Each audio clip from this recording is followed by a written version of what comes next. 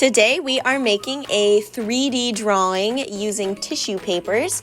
So your art supplies for this project will be tissue paper, white paper or whatever paper you have, a pencil, scissors, and a glue stick.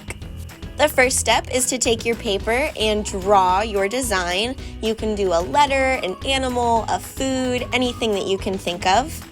Then we will take our tissue paper and cut it into strips. Gonna cut those strips into squares and do this for every color that you are going to use for your drawing.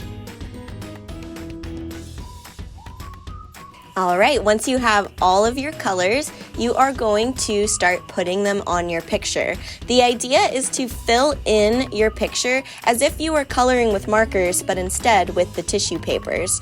So apply a small dot of glue, wrinkle a square, and apply it to your picture.